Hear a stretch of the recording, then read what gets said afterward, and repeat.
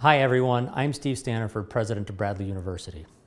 I want to follow up on an email I sent out earlier this week about coming off the quarantine and going back to class today. First and foremost, I'm thrilled we are able to go back to class. I recognize and appreciate your interest in being in classrooms with faculty. I've gotten feedback from a number of you concerning your frustrations with the ongoing social interaction restrictions. I understand your frustrations. This is not the experience any of us were anticipating when making the decision to join Bradley University. I know it's not how you envisioned your student experience, and it's certainly not how I anticipated starting my new presidency at Bradley University.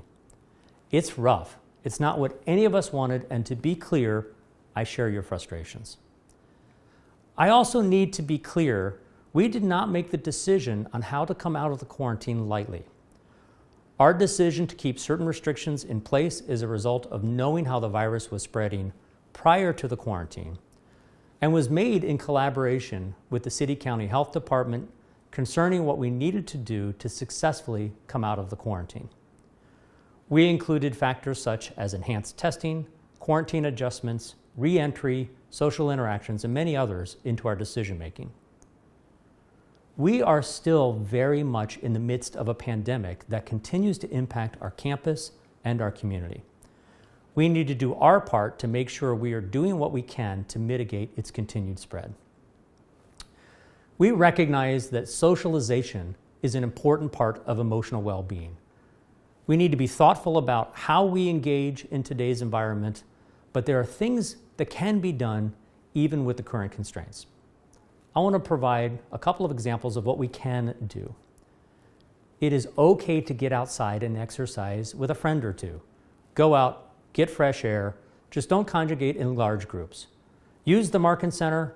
The equipment has been appropriately physically distanced for your use. You can grab food and go out and eat in the quad with a few friends, again, physically distanced and with only a few people. You need to wear your mask in your private living spaces, your common areas, for example, in Greek houses and in residence halls.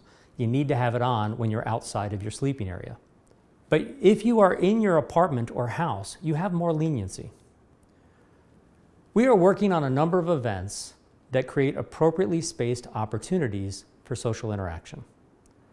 Homecoming has been scheduled for next week, and we will be moving forward with several of the events planned.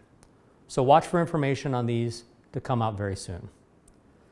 Student groups like ACBU are hosting virtual events as well, and I encourage all of our student organizations to find ways to engage with each other virtually.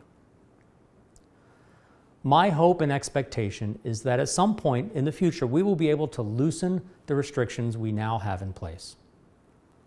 I won't try to predict when that's going to happen, but please know that this is something we are paying close attention to. When we feel it is safe to do so, we will loosen up the restrictions that are currently in place.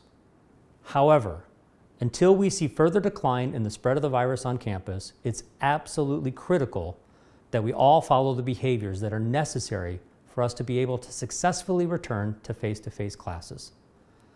I can't overemphasize how important it is that we be aggressive in engaging in behaviors that we know will stop the spread of the virus. Look, everyone is stressed. I know it.